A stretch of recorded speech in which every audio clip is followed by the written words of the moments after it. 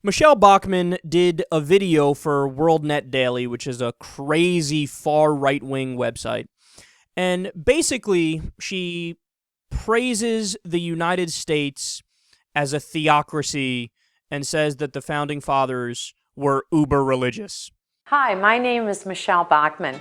I wanted to have just a moment with you to talk to you about the United States of America, why we are so blessed as a nation, and what our legacy is dependent upon. It's dependent upon prayer.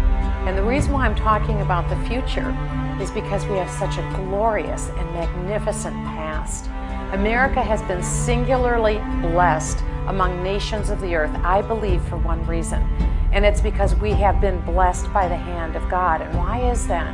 It's because the founders of this nation recognized that the strength of our nation wasn't dependent upon themselves. It wasn't dependent upon their education. It wasn't dependent upon their status. It wasn't dependent upon their wealth. It was dependent upon the blessing and the uplifting of the magnificent hand of an almighty and sovereign God. You see, the founders of this nation were raised to believe that the God of the Bible was the same yesterday, today, and forever. And that the promises of God that were given to the children of Israel in the Old Testament were also promises that we ourselves could appropriate to ourselves as a nation if we humbled ourselves, if we bowed our hearts and our heads before a holy God. Then God would hear from heaven. And if we confessed our sins before God, He would hear that confession, forgive this land, and He would build it up. And we have over 225 years of watching the blessing of God on this land. And just like Abraham Lincoln said, do we think that we are the ones who secured this for ourselves? How foolish, how arrogant we would be. It isn't that we gave the blessing. It's what God wrote through Moses in Deuteronomy. We choose life or we choose death. We choose it by whether or not we choose to live and walk out the precepts that have been set out. The precepts for life, the precepts for blessing. Or do we choose cursing and do we choose death? Make the pain stop, man. Make it stop. With the cheesy music and the pulling things out of your ass and making up stuff about American history. So, what's the gist of that? Well, we're a Christian nation and the Founding Fathers set it up that way. Gosh. Really? You sure about that? Well, let me give you a few quotes here. Quote, lighthouses are more useful than churches, Benjamin Franklin. Quote, the way to see by faith is to shut the eye of reason, Benjamin Franklin. Quote, I looked around for God's judgments, but saw no signs of them, Benjamin Franklin. Quote, in the affairs of the world, men are saved not by faith, but by the lack of it, Benjamin Franklin. Quote, this would be the best of all possible worlds if there were no religion in it, John Adams. Quote, Christianity is the most perverted system that ever shone on man, Thomas Jefferson.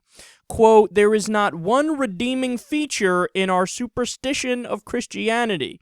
It has made one half of the world fools and the other half hypocrites. Thomas Jefferson.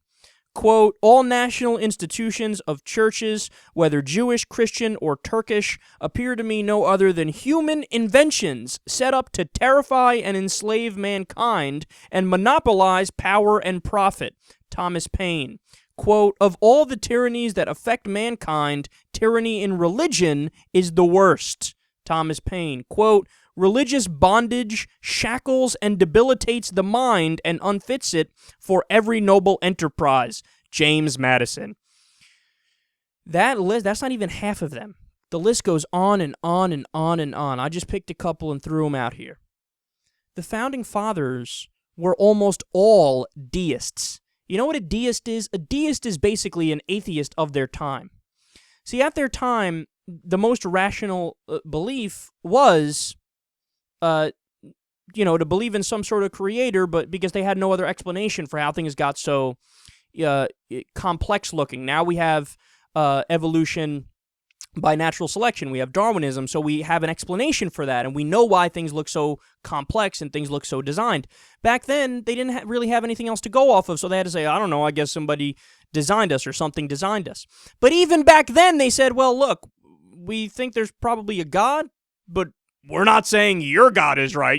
We don't believe in the God of the Bible, or we don't believe in the God of the Quran. They said, look, fuck all your organized religion shit.